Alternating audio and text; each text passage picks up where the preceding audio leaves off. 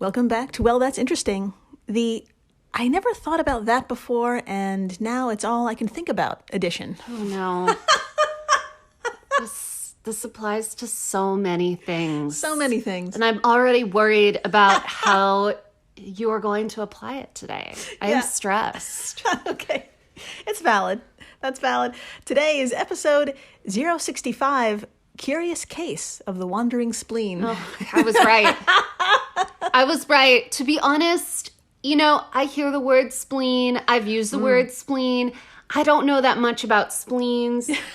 If you showed me a picture of a person, I wouldn't know exactly where to point.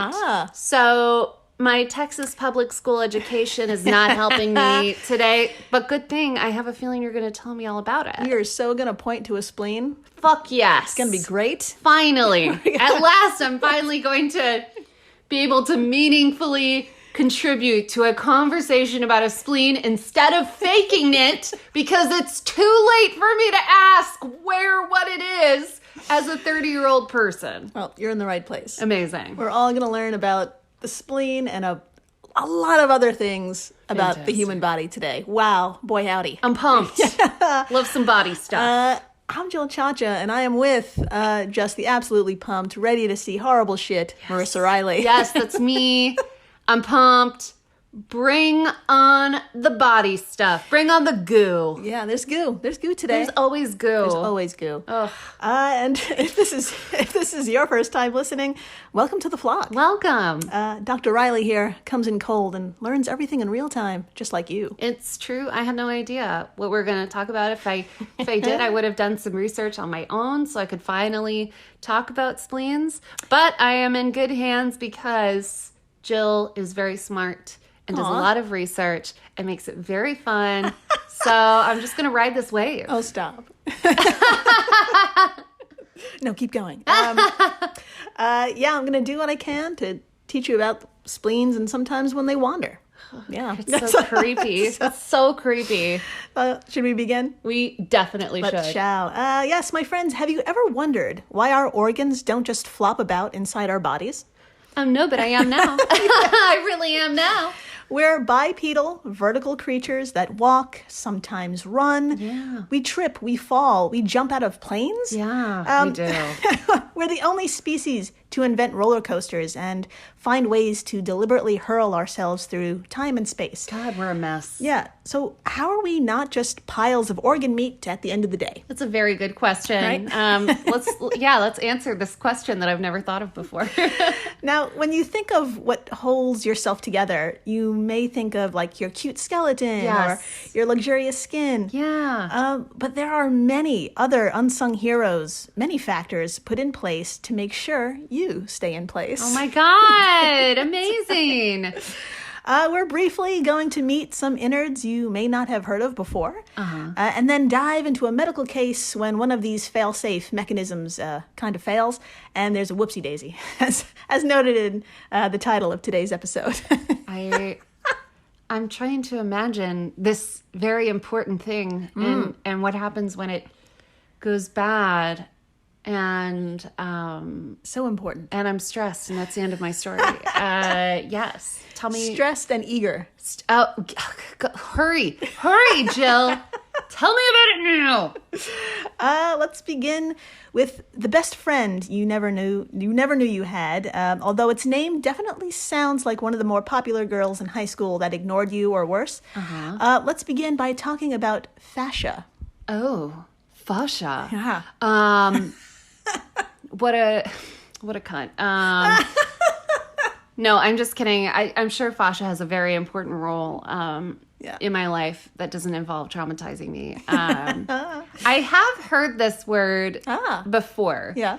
And I'm not sure what there's this thing called a fascia roller. And what you do is it's this weird sort of beaded stick thing. And sounds medieval. It looks like a torture device, and you roll it over your thighs or any place with cellulite to supposedly smooth it out. I've reached an age where I don't believe it anymore. I'm like, it's fine, just let it be. But I've heard I think it's called a fascia roller or like a fascia stick. Yeah, that makes sense because we're going to get into it, and it does involve shape. But, Okay. I mean, your shape is your shape. You're not going to iron yourself out. So. No, I don't want to. It's perfect. I'm fine with it. You're beautiful. Thank you. You're beautiful. Everyone listening, beautiful. You're gorgeous. Your shape is great. God damn it, God beautiful. damn it. So annoying. Good it's so for beautiful. you. I'm jealous. So, fascia, my friends, is literally everywhere throughout your body. Okay. Now, Dr. Marissa, I'd like to show you a graphic photo. It's time. Okay. Now, it's impossible to talk about the inside of our bodies without actually looking inside a body. I knew this moment would come. Yes. So, what we're going to see is some muscle and our buddy fascia, as indicated by some arrows. Okay. I love arrows. So please, in your best doctoral abilities, tell us what fascia looks like, what it's surrounding, and even inside of. If you would like to see this graphic photo, please just head on over to our social media stuffs and take a look inside your body. Yeah. Why not? Look at it. So here we go. It's a small photo, but graphic. Oh. Well, so what it looks like, I'm looking at, I'm like scratching myself because I'm nervous about it. I am looking at what looks like the fat from a raw chicken breast. Yeah. And then a lot of it. And it's kind of this yellowish, blubbery, fat looking stuff. Right. And it looks like, okay. Oh, I'm going to use the arrows now. Yeah. Okay. So that blubbery, yellow stuff is called aponeurotic. No, you were right about the fat. There Oh, it is. it's fat. You're Okay, totally- just yeah. kidding. I was right. The thing that looks like fat is fat. Well done, Marissa. Got it. Okay, and then there's a casing kind of on and under it. Trust me. That's the best way to describe it. Jill will probably have a more eloquent way of saying you it. got it. But Yeah. it's on it. So it's on the fat, and then there's more fat on top of it. And that seems to be called the aponeurotic fascia or fascia lata. That sounds delicious. And then underneath everything that I've already talked about is what kind of looks like raw tuna. And that is the vastus lataris muscle with its epimysia fascia. Yeah. Okay. And So it's like muscle, fat, thin layer of like skin, sort of like clear skin looking stuff, and then more fat. perfect. Did I do that? I'm exhausted. Yeah.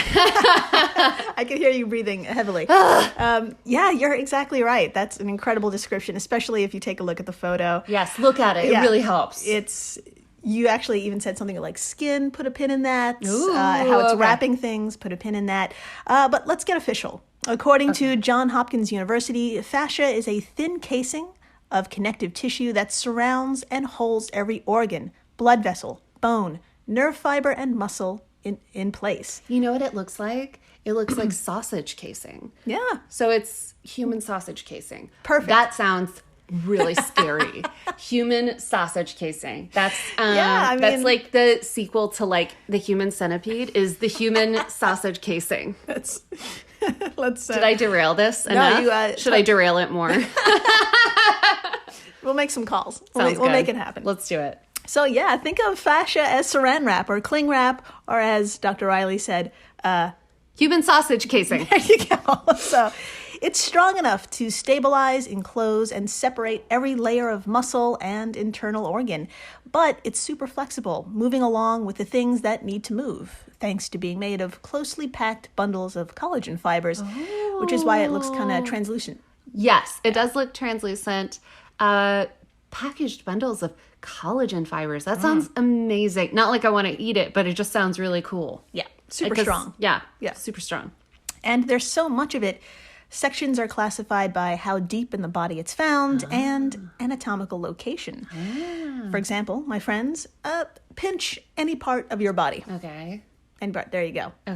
Now, what are you pinching there? I'm pinching my thigh. Cool. But like my outer thigh. Nice. Because I went for a run, so it's like really tight.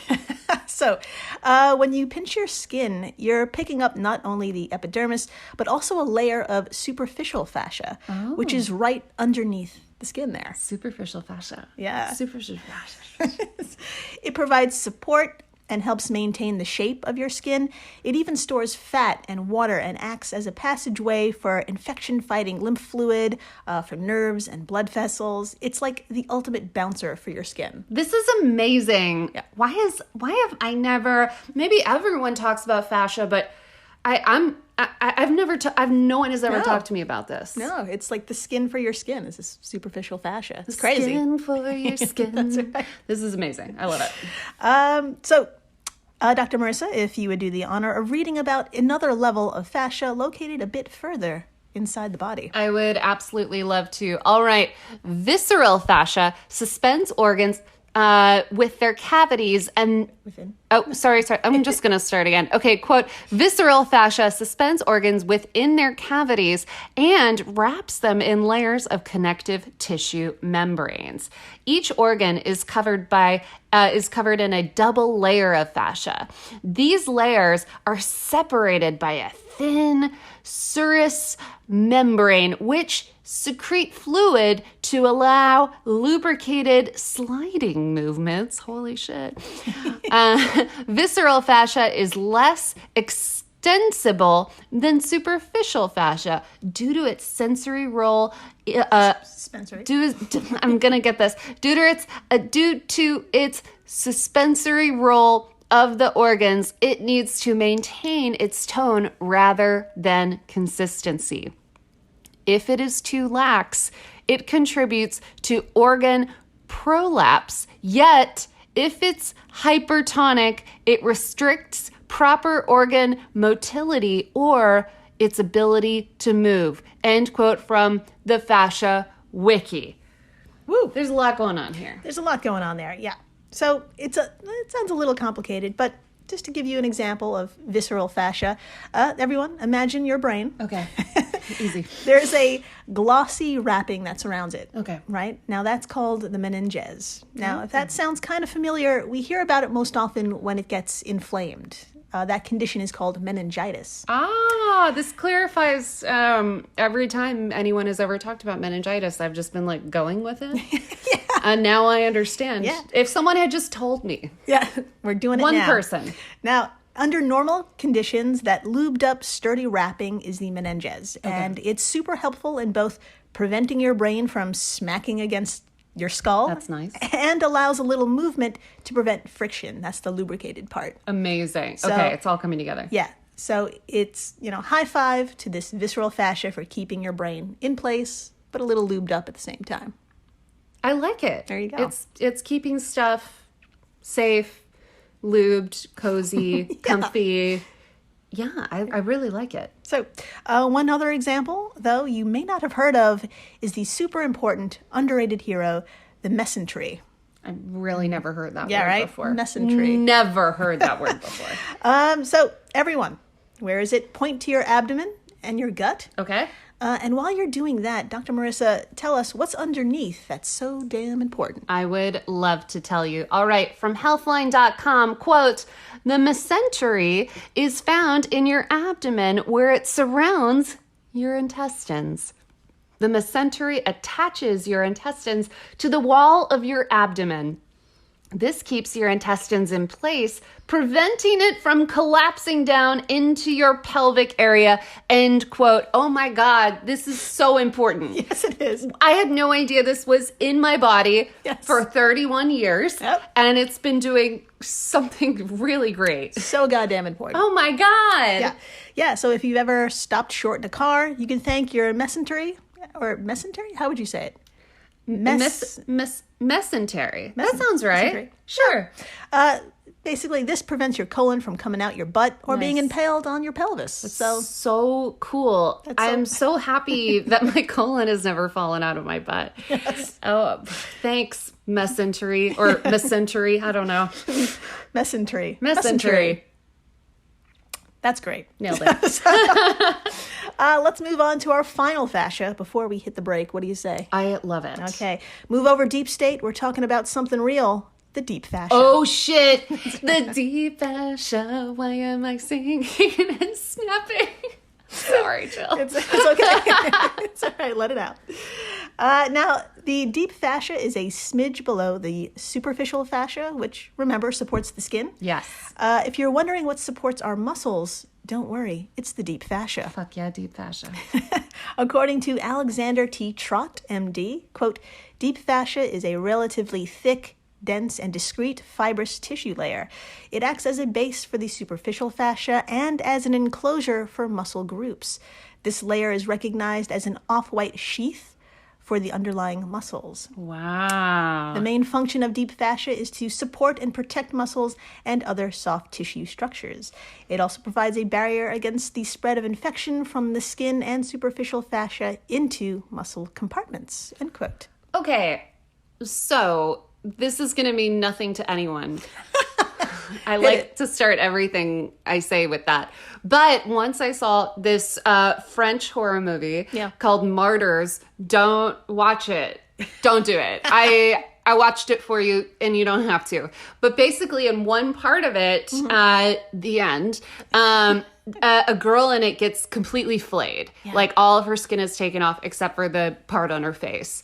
And it was really interesting to watch because you got to see someone without skin. Yeah. And this is really helping me put together that visual because, you saw the muscles, but then you also saw kind of what looked like other skin under her skin. There you go. That kind of held everything together. And when you're looking at that, you don't really know what that word is because you're like, well, they took off her skin. Right. But that's what that is. It's fascia. It's different, the layers and everything. So you totally got it.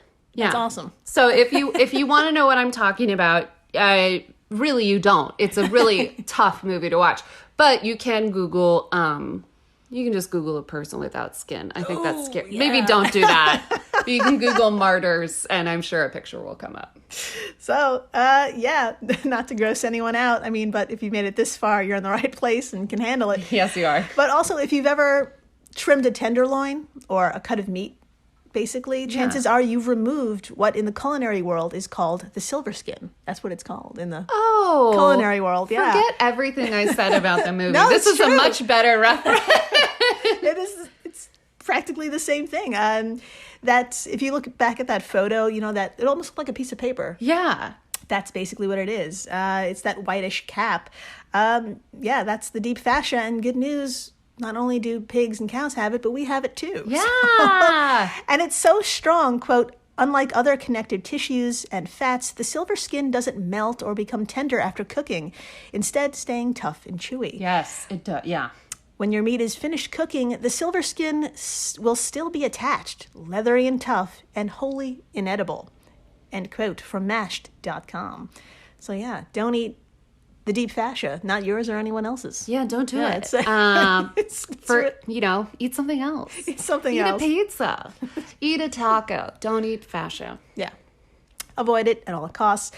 And if you think that allusion to cannibalism was uncomfortable, stay tuned because after the break, we're finally going to talk about a wandering spleen. Yes! Yeah. Some things come loose despite all of this. Stay tuned. Please. Please do. When Johann Rall received the letter on Christmas Day 1776, he put it away to read later. Maybe he thought it was a season's greeting and wanted to save it for the fireside. But what it actually was a warning, delivered to the Hessian colonel, letting him know that General George Washington was crossing the Delaware and would soon attack his forces. The next day, when Rall lost the Battle of Trenton and died from 2 colonial Boxing Day musket balls, the letter was found, unopened in his vest pocket. As someone with 15,000 unread emails in his inbox, I feel like there's a lesson there. Oh well, this is The Constant, a history of getting things wrong. I'm Mark Chrysler. Every episode, we look at the bad ideas, mistakes, and accidents that misshaped our world. Find us at constantpodcast.com or wherever you get your podcasts.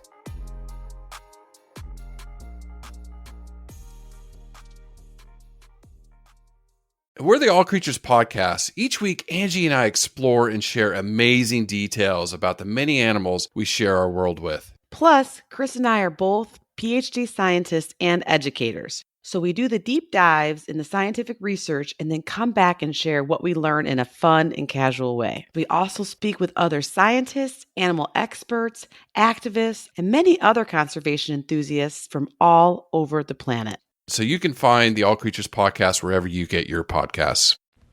Hey everyone, Jill Chacha here from Well, That's Interesting, and I am absolutely thrilled to tell you about Spotify for podcasters. I use it, I love it, and it all started by downloading the free Spotify for Podcasters app, which has all the tools you need in one place to record and edit your masterpiece of a podcast. Spotify for Podcasters also distributes your show to all major platforms. So when you hit publish, your episodes will stream not only on Spotify, but I'm talking about the Apples, the Googles, Stitcher, Good Pods, the other ones. You get the idea. And you can monetize your podcast with no minimum listenership required. You could also set up monthly subscriptions and record ads just like this one. So what are you waiting for? Download Spotify for Podcasters today and start changing the world. Oh, and please, stay interesting. And we're back. We are so back. We're so back, and we're about to point to our spleens. Are you ready? Yes. Yes. All right, everyone, point to your belly. Okay. Okay, that's your stomach. Okay. Now, move your finger up and to the left, like all the way to the left. Not what I was expecting it. Yeah. I really wasn't expecting anything. So say hello to your spleen friend. Oh, hi. Up and to the left. Hello. Yeah. A few fun facts about this friend whose texts you never reply to. It's the largest organ of the lymphatic system. Oh. And according to the National Center for Biotechnology, the spleen is soft and reddish purple. Cute. Yeah. Fun. The red tissue filters blood, getting rid of old or damaged red blood cells. That's very important. Oh my God. Yeah. The white tissue consists of immune cells to help the immune system fight infection. This is really a great organ, I must say. 5 stars. 5 stars. She's working hard for the money. Yeah, helps you live. Actually, you can live without it. Oh, never mind. But no, if you can keep it, you should. Okay. But, sometimes this option is out of our control, though. Yeah. Let's head on over to Michigan Medicine in Ann Arbor, Michigan, where a 36-year-old woman entered the facility's emergency room in an enormous amount of abdominal pain. No. Yeah. That's never fun. Yeah, I'm not going to bury the lead here, my friends. I'm just going to say it. MRI scans revealed her spleen had moved a foot to the lower right. I didn't know an organ could do that. Yes. I didn't know. Well, this one did. Well, I didn't know this organ could do that. When you said wandering spleen, I imagined kind of like a blank space that you were going to fill in with a picture of whatever organ or whatever this was. And then I imagine it moving like an inch. Oh. A foot? Full goddamn foot. Oh, total opposite diagonal side. That's crazy. There's barely a foot. Oh my God. I know. Tell me more. Yeah, and that's not even the most bonkers part of the story. You're shitting me. Yeah. Dr. Marissa, as reported by Live Science staff writer Nicoletta Lanise, please tell us just how quickly this organ detached and moved. Okay. All right. Okay. Quote, just 2 days before learning about her wandering spleen, the patient had undergone a screening for liver cancer, during which doctors took medical images of her abdomen and saw her spleen sitting in its appropriate place. A day later, the woman began to experience abdominal pain and vomiting, the worst. At the emergency department, doctors took new scans, and in that space of time, her spleen had traveled to the complete opposite side of her body. And, quote, so all of this happened in 2 days? 2 days. Oh my God. That's right. It happened in 2 days. Oh my God. Does she have a name? Nicoletta. Jesus, Nikki. I don't know what to call her. We're not friends, so Yeah. I can't call her Nikki. But Nicoletta. Yeah. Yeah, 2 fucking days. Now, I know what you're thinking. How in God's name? Well, let's shift our attention to the liver for a moment. Oh, okay, yeah. sure. So the patient had a liver condition called primary sclerosing cholangitis. Nailed it. Oh, nope. No, I'm just kidding. Sclerosing cholangitis.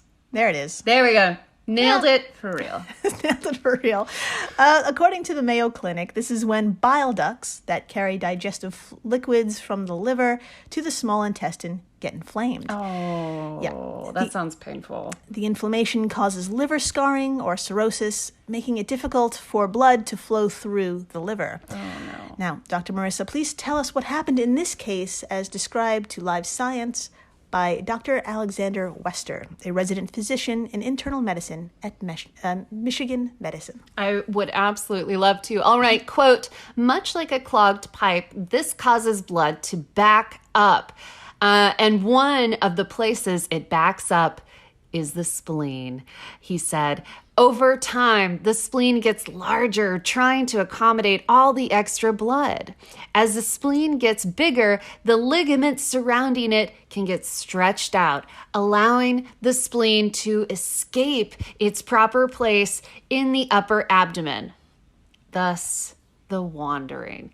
End quote. Mm-hmm. Okay, so a lot of things are going on here. Yeah. The blood is getting backed up. Yep. It's going to the spleen. You got it. Okay, and then as the spleen gets bigger, all the stuff around it gets bigger. Yeah. And it stretches out, and then the spleen just takes off. You got it, yeah. Is that am I getting that right? That is exactly right. Yeah. Amazing. The spleen gets too big, the ligaments are like, fuck, I can't handle it, and then snap. Bye. Yeah, and then it floats away, a foot to the other side of your body. So, Jesus Christ.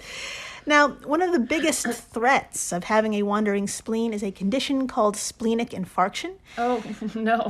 Yeah, this is when blood vessels near the spleen become twisted and cut off the blood supply to the spleen. Oh, my God. Not only is this bad for the spleen, but also the super important pancreas. No, we're involving so many important organs tonight. Yeah, because the pancreas is also connected to the spleen through blood vessels. So the pancreas can become inflamed when the spleen gets dislodged. So a literal domino effect occurs. I was gonna say we're on like the third organ that's getting hit by this wave. So yeah, exactly. So to prevent this life-threatening situation, doctors, you guess it, just take out the spleen. Oh. That's if you're lucky. Our patient was being screened for liver cancer because she had cancer. Yeah. This makes things a hell of a lot more complicated since, quote, undergoing a spleenectomy would undermine her candidacy for a new liver. Oh, my God. Dr. West told LiveScience.com. So, what to do? What to do? Doctors and the patient have opted to let the spleen wander, my friends. Oh, bold choice. Bold. Yeah. And they're treating the pain with pain control treatment and waiting for a donor, upon which they can both implant the new liver and then remove the touring spleen. So it's like at the same time. I hope we have like the most awesome therapist for her as well. Yes. I mean, I get stressed out about like crossing the street. Like, can you imagine being stressed out about 3 of your organs all depending on, each other and also cancer? That's never fun. No. That's a big stress factor. It's insane. I hope she's talking to someone because that sounds horrifying. Yeah. Oh my God. Yeah. Now, this case was published last year in the New England Journal of Medicine. So fingers crossed this has been resolved and everyone is okay. I honestly don't know. I'm sending those good vibes. Yeah. I hope she's okay. And if you are ever having a bad day and feel alone, just remember you are being hugged head to toe, internally, literally, right now, very, very tightly. And odds are things are not going to fall apart. So love that. My body is literally hugging me from the inside out. It is. It's doing it right now. Yeah. Your body's doing it. My body's doing it. Everyone gets a hug. Listeners' bodies are doing it. I love it. That sounds like we're all having an orgy. Just another episode. Well, there we go. Woohoo! Thank you for listening, subscribing, telling your friends about what holds them in place. I mean, no one wants their colon falling out of their butt. I don't. No. No. And please, as always, stay interesting. Please do.